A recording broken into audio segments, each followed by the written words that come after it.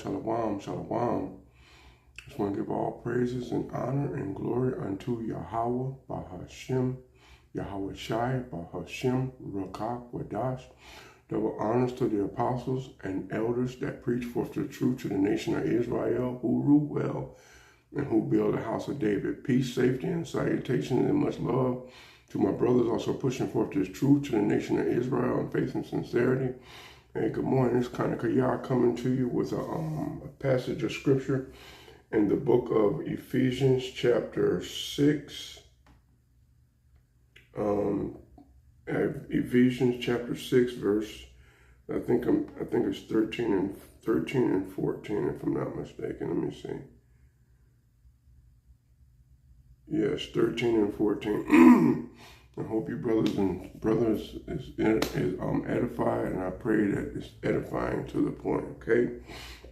And it says, just listen to some videos this morning, and the particular brother I listened to today, he brought this passage of scripture up, brought it up, and as a precept, and I wanted to do something on it. It just sparked my spirit. And it says, Ephesians chapter 6, verse 13 and 14, he said, "Wherefore take unto you the whole armor of Yahweh, that you may be able to withstand in the evil days.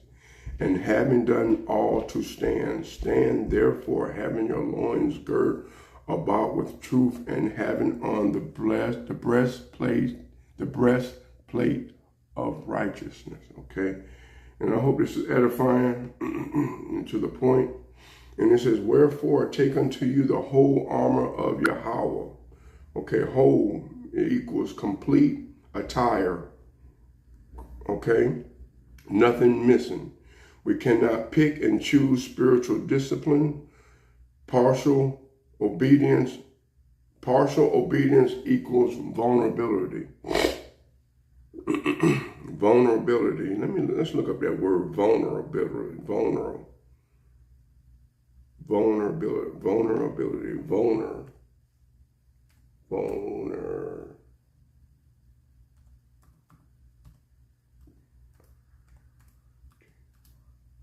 Vulnerability. Let me read this definition. Hold on. It didn't give me what I wanted. Hold on. Vulnerability. Vulnerability.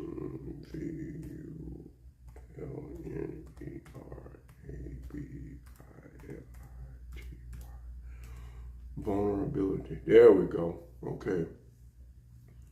Vulnerability. Hold on, I need to clean my glasses up a little bit. Give me a second. Okay. Vulnerability. Vulnerability, the quality or state of being exposed to the possibility of being attacked or harmed, either physically or emotionally. And that's why it's important, just Most High God has given me the opportunity. And we're just talking about, being vulnerable by doing videos and stuff. If he just gives me the opportunity where I can do a video every day, I need to do that. And I'm going to do that. Because I take, if you take a day off and everything, you are becoming vulnerable. Okay? The quality or state of being exposed to the possibilities of being attacked or harmed, either physically or emotionally, okay? So that's what we're talking about, vulnerability and everything, so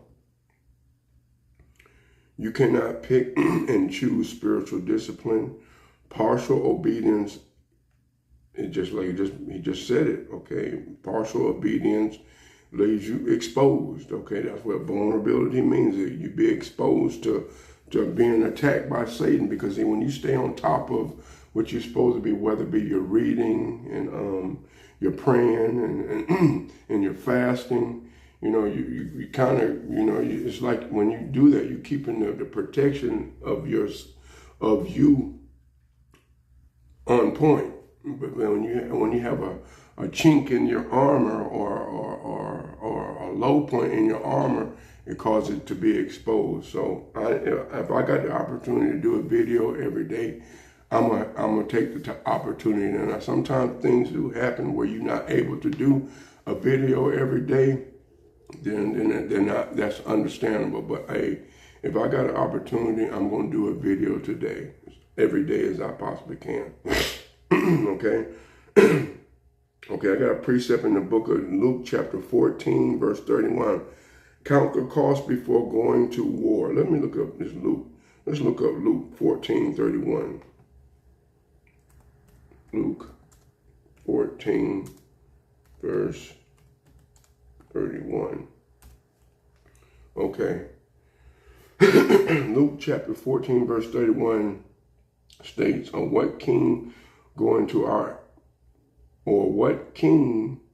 out to encounter another king in war will not first sit down and consider whether he is able with 10,000 to meet him who come against him with 20,000. This verse illustrates the importance of careful planning and assessment before making some significant decisions, particularly in the context of discipleship and commitment to Yahushua. It emphasizes the need for preparation and foresight in following Yahushua, similar to how a king would evaluate his resources before engaging in battle. Okay? Okay. 2 Corinthians. Okay, yes. 2 Corinthians chapter, weapons are not carnal. 2 Corinthians chapter 10, verse 3 and 4. Weapons are not carnal, but they are mighty. Okay, yes. Okay, Romans chapter 13, verse 12. It says, put on the armor of light. Let me get that. Romans 13, 12. Verse 12. Okay, Romans chapter 13, 12. The night is nearly over. The day is almost here. So let us put aside the deeds of darkness and put on the armor of light. This verse emphasizes the importance of living a life of righteousness and avoiding sinful behavior as the day of salvation approaches. And it's close. We're getting ready to go home real soon. And I just hope you brothers are edified and prepared and having our minds prepared, like the brother brought out to, that Satan is, the scripture to my Satan coming down home and say, let me read it. Having great wrath because he knows he has a short excuse me. Revelation 12:12. He says Revelation 12:12. Having great wrath because he knows that he had but a short time is from Revelation 12:12. Okay. Come on, man. Okay, this verse emphasizes the urgencies of the end times and reflects in the conflict between good and evil. The devil's wrath signifies a time of great conflict as he seeks to assert his authority and destroy the forces of righteousness. And who are the forces of righteousness? That's another word for the forces of righteousness. It refers to the elect or the remnant or the remnant or the elect or his chosen ones. And Abba Rataza, I pray that the Most High God, Yahweh Shai, that I'm one of these men, Okay? And give diligence to make thy calling and election sure and enduring, okay? That ye may be able to withstand in the evil days. What is the evil days? Of personal trials, spiritual attack, persecution, times of times of temptation, end times tribulation, okay, end times tribulations, okay. Then I have another precept in the book of Ecclesiastes 12:1. Evil days will come. Let me look at it. Let me look at this. Ecclesiastes 12:1. Let me read this. Ecclesiastes 12, verse 1. Okay. Yes. Ecclesiastes 12:1. Let me read this. Come on, man. Ecclesiastes 12:1 advises, he said, remember thy Creator in the days of thy youth, while the evil days come not, nor the years draw nigh, when thou shalt say, I have no pleasure in them. This verse emphasizes the importance of establishing a relationship with Yahweh during one's youth, as it set a foundation for a life of faith and resilience. It warns that as one grows older, the life's pleasures may diminish and may find it difficult to enjoy life without Yahweh's presence. It is very important, okay? As the evil day draw nigh, you know, they're emphasizing the importance of establishing a relationship with Yahweh during one's youth, as it sets a foundation for a life of faith and resilience. It warns that as one grows older, life pleasures may diminish. Yes, life pleasure will diminish because you are ceasing from sin. Okay, life pleasure may diminish, and one may find it difficult to enjoy life without Yahweh. And I'm sure I don't even want to know what it was like to go through life without Yahweh. So I don't even want to think like that. But yeah, life does. Life does diminish because we're ceasing from sin and we're turning from the world and following Yahweh B'Shem Yahshai in truth, faith, and sincerity. Okay, 2 Timothy chapter 3, verse 1. 2 Timothy, let me see. 2 Timothy, verse 3, verse, hold on.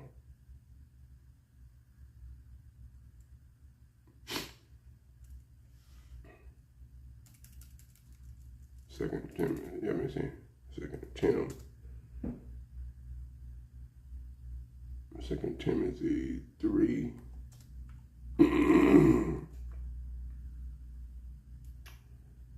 Can you spell?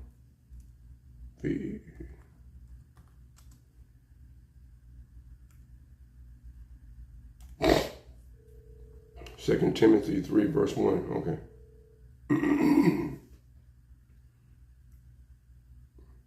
Okay, 2 Timothy chapter 3, verse 1. But mark this, there will be terrible times in the last days. This verse warns of the significant challenges and difficulties that will arise during that time. It emphasizes the need for believers to be prepared and vigilant against the corrupting influences and behaviors they may emerge in the latter days. Yes, evil times will come, perilous times that's what it's talking about, perilous times in the last days. In 1 Peter, 1 Peter chapter 1, let me see, 1 Peter 5, resist the devil, steadfastness and faith. Let me get this precept. Okay, 1 Peter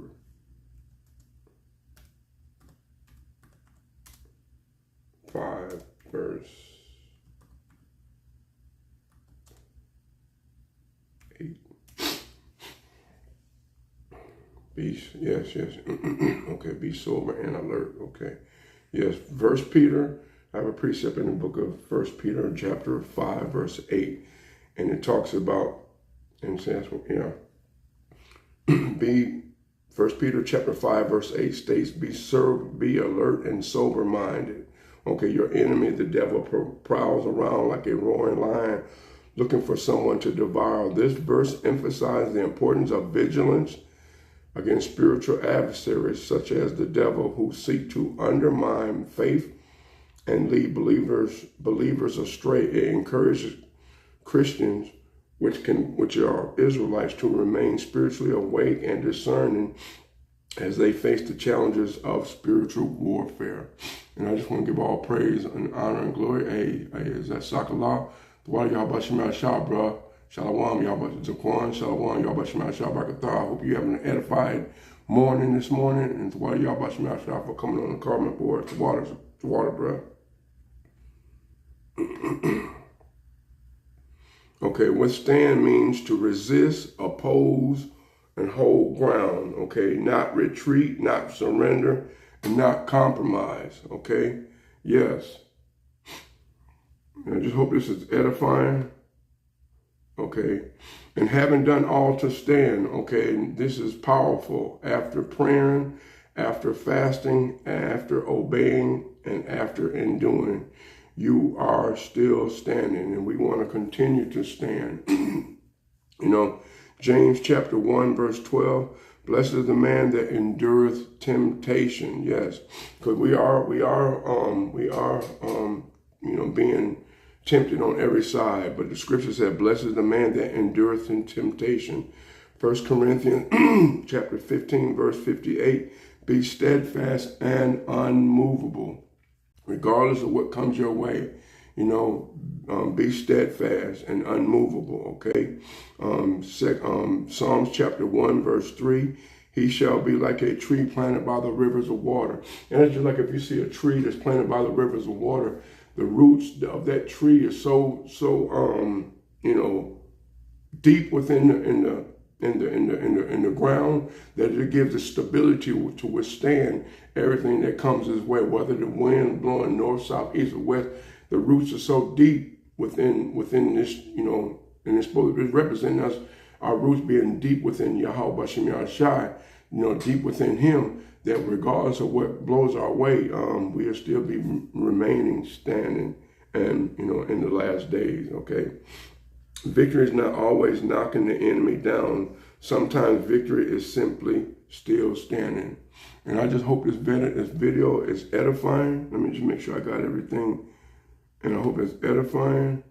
Okay, stand. Yeah, I got a little bit more. It says, and stand therefore. Paul repeats, stand, stand, stand. Why repetition? Because makes people, repetition. Why repetition? Because pressure makes people fold, okay? And I have, okay, let me see it. I'm sorry. I wasn't done. Okay, Galatians chapter 5, stand fast in liberty. Okay, Galatians chapter 5, verse 1, stand fast in liberty, okay?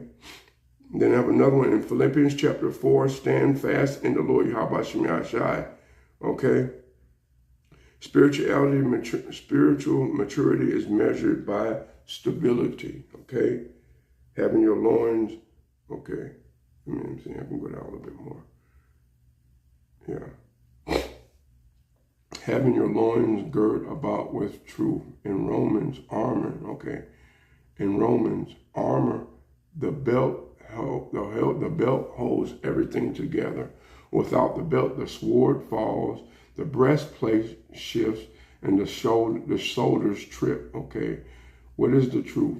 The word of Yahweh, and it was in John 17:17. Let's get John 17:17.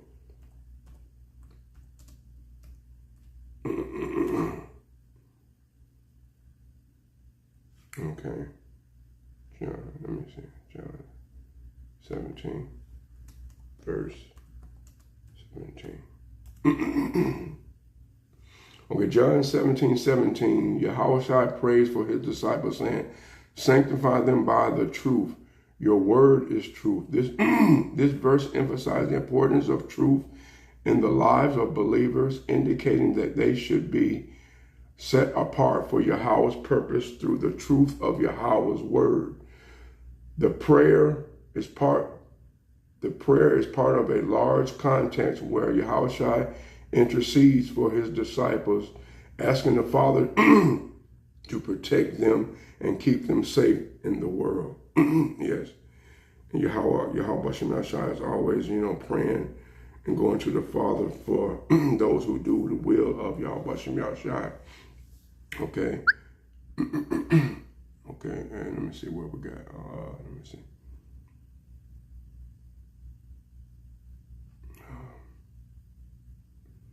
Okay, yeah. Okay, yeah, okay, what is truth? The gospel message, living honestly, knowing who you are in Hamashiach. And then I have a quick precept, and then I'm finished. He said, okay, Psalms chapter 119, verse 142, the law is the truth, okay? Yes, the law, thy law is the truth, okay? And then John chapter 8, verse 32, the truth shall make you free. And this right, this truth does make you free. Isaiah chapter 11, verse 5, righteousness and faithfulness as a girdle. Okay, let's look up. Okay, truth stabilizes believers. False doctrine destabilizes. Okay, righteousness and faithfulness as a girdle. That's not what is a girdle. Let me see. G-R-D-L-E.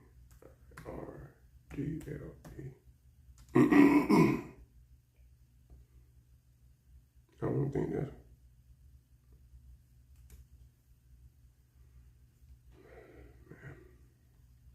Okay. I didn't think that's it. Gird. Is a girdle. As a girdle. What is a girdle?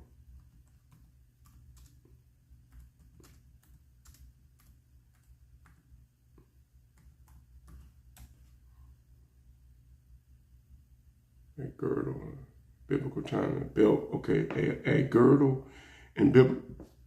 My girdle in biblical time was a belt or wide band worn around the waist, especially in ancient Middle Eastern Roman and culture. It was not decorative. It was not decorative. It was functional and essential. In ancient times, men wore long tunics and robes, and it keeps stuff in a girdle, like I just said. In biblical times, a belt was a belt. In times was a belt or wide band worn around the waist, especially in ancient Middle Eastern times, to keep as a belt or a wide band worn around the waist, especially in ancient Middle Eastern and Roman cultures, to keep stuff from falling, let me see, yeah. The shield, helmet, sword, to keep everything, yes.